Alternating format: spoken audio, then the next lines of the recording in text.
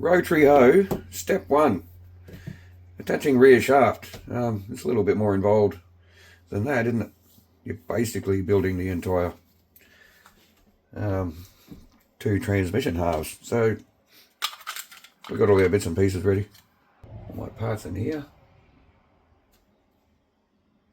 I don't remember. I don't know if you can see that on camera. That gear looks like translucent. I'm sure the yeah, I don't have a new one anymore, but I'm sure the grasshopper gears were like solid white. That's interesting. All right, bit of a tangent, but sorry about that. So, because we are using bushes, nylon plain bearings, we are going to have to use grease. So,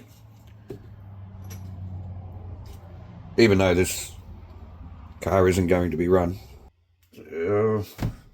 see, a lot of people when they build shelf, oh, I don't know about a lot of people, but I've seen some people, let us say, when they build shelf queens, they do what's called a dry build, where you use no grease at all in the kit.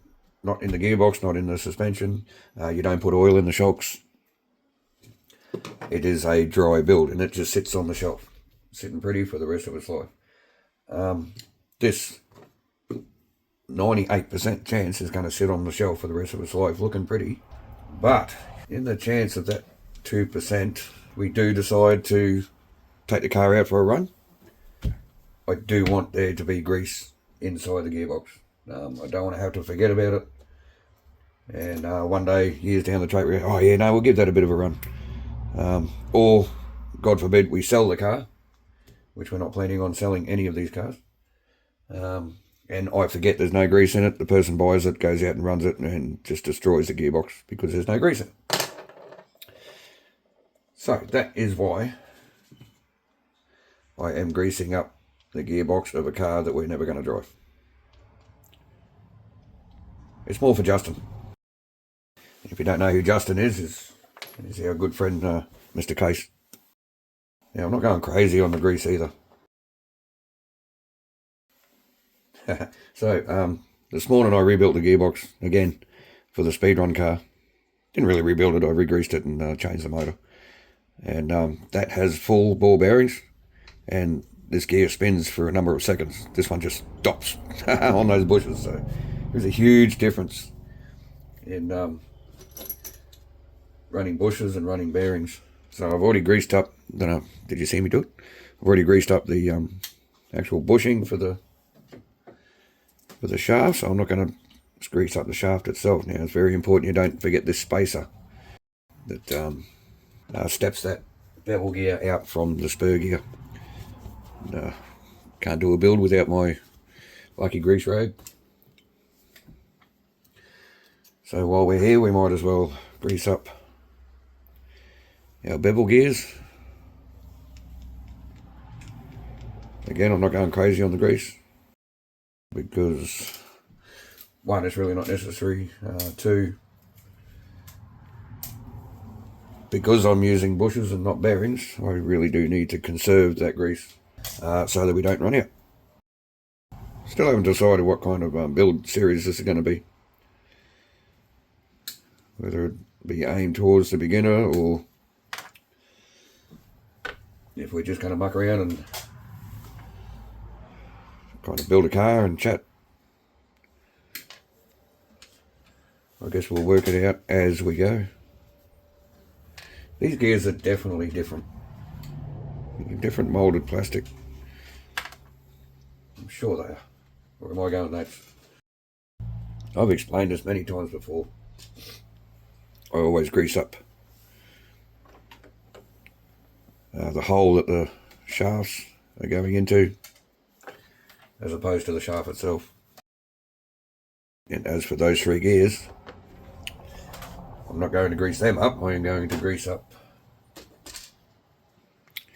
the side bevel gears themselves. That'll transfer the grease evenly and will be enough. So we have this oil cap that I almost always forget to put on. I don't forget to put it on entirely, I just forget to do it first.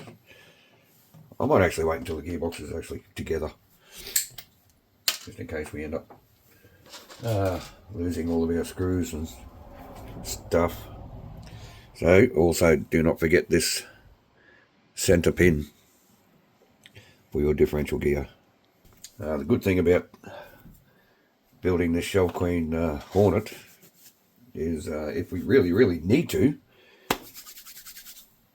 we can pull the gearbox apart and use those gears for our speedrun car if we blow up the gearbox. But we do have a few other grasshoppers laying around that we can use for spare parts if we need to. So let us put this gearbox together. So I'm just gonna put a little bit of grease around this ball gear.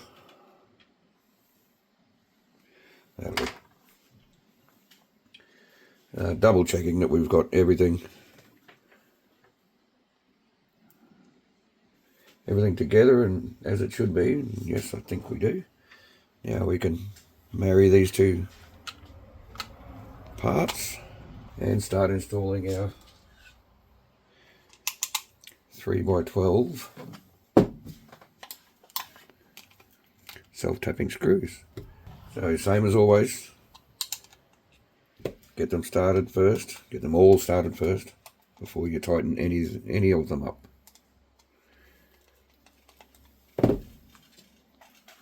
Actually feels weird building a car with nylon bushings. Feels almost not illegal, but you know, kind of naughty. You know, like your friends are going to turn up and say, "What? You did what? Are you crazy?" So this one is actually quite tight to get in.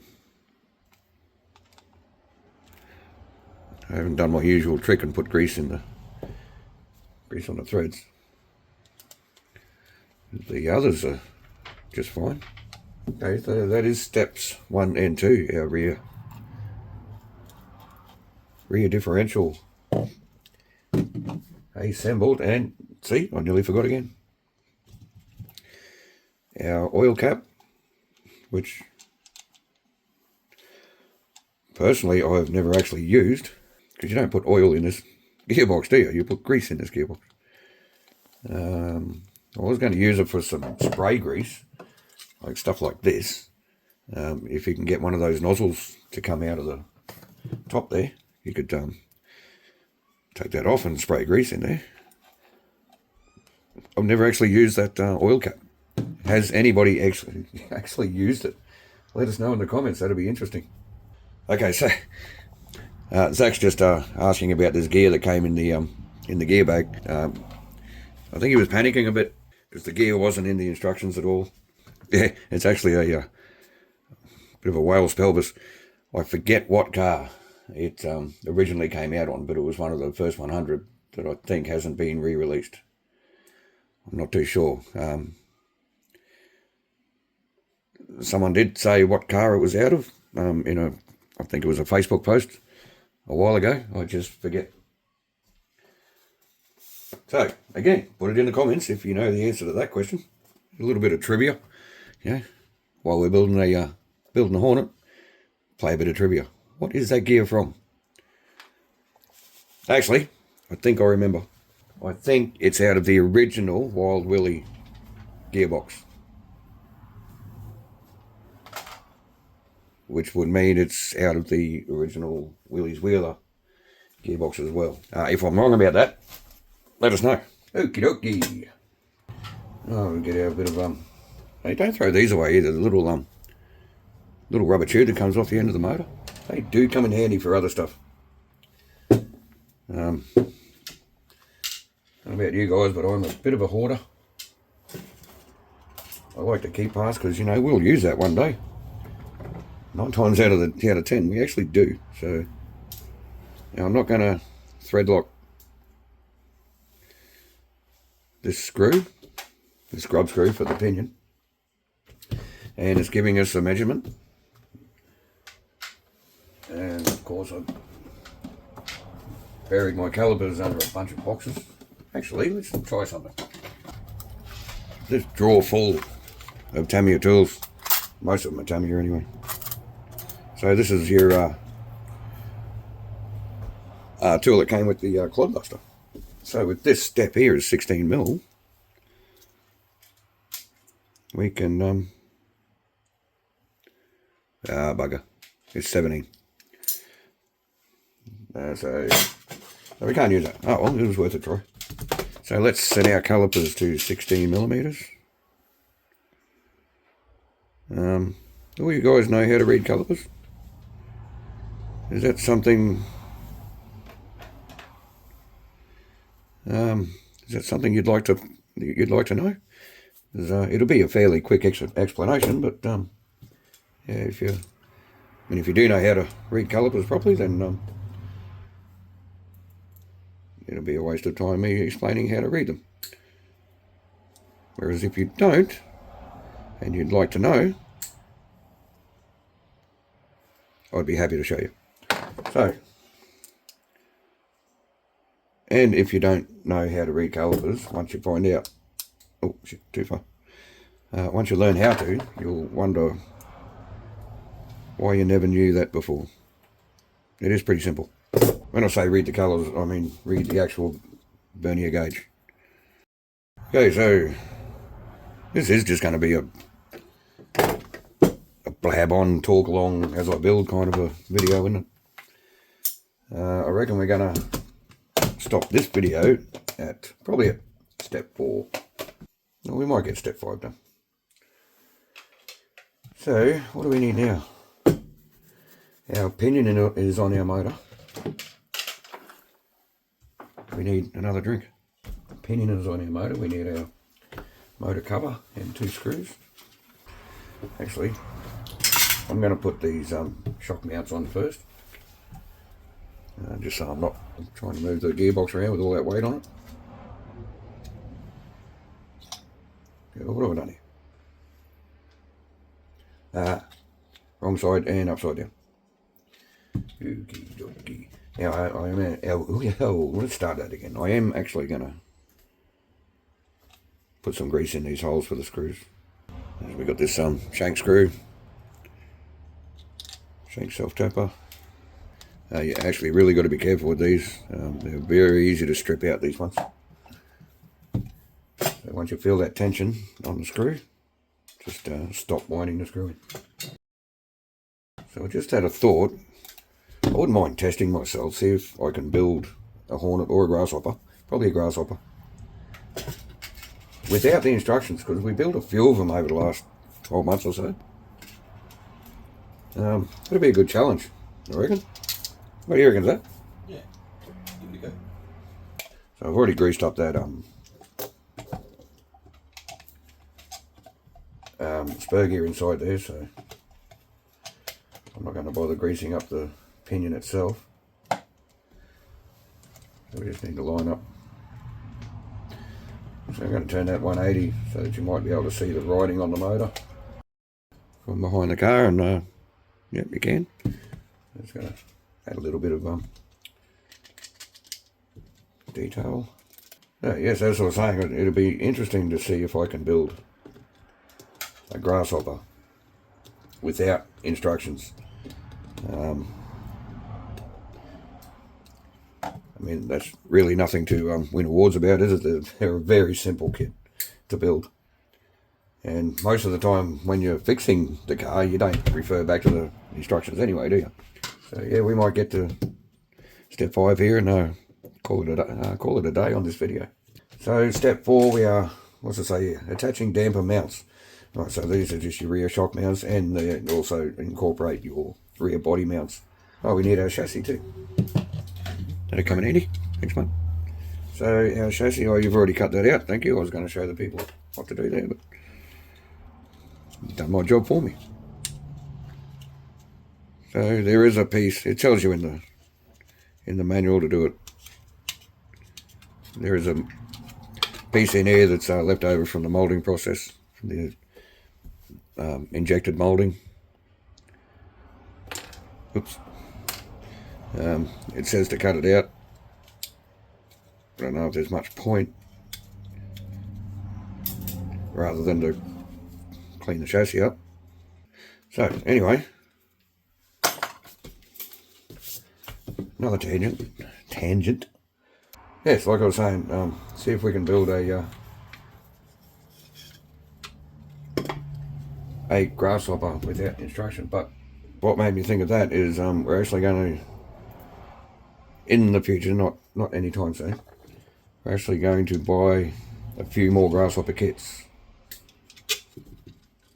and have like a grasshopper Grand Prix out in the track outside, out the side of the yard there, where we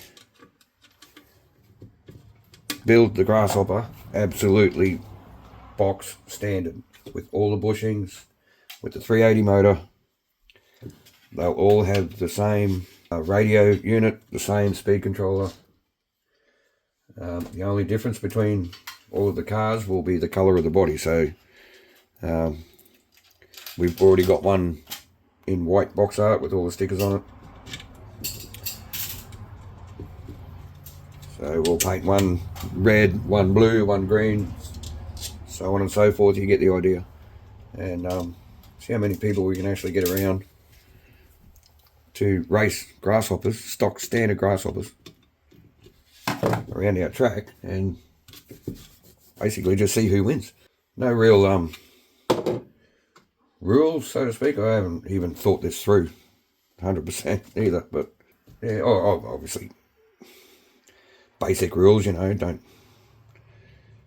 be a dick about anything, you know, don't try and purposely crash into cars so you can win a race. But I mean, no timed laps. It's basically sort of a whole shot race. Everybody starts at the same time and set a number of laps, maybe 5 laps, and whoever crosses the line first wins, basically. So since we plan on doing that, that's what gave me the idea of maybe building a grasshopper without the instructions, because if we're going to be building another 3 or 4 grasshoppers, you're going to tend to get pretty good at it by the end of it, aren't you?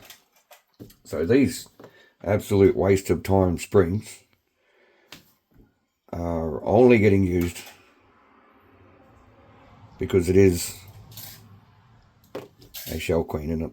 So if I was going to run this car, I would leave these out altogether. They are absolutely useless. I mean, they would work if they were stronger.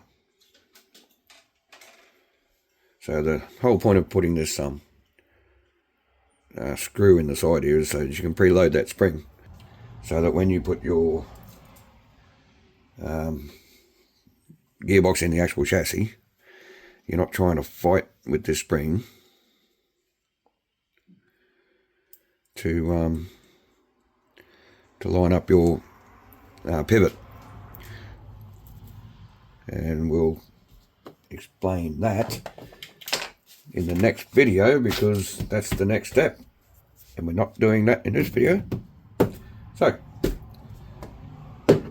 you've listened to me blab on long enough. Thanks for watching, thanks for your support, have a great day, and we'll see you in step 6.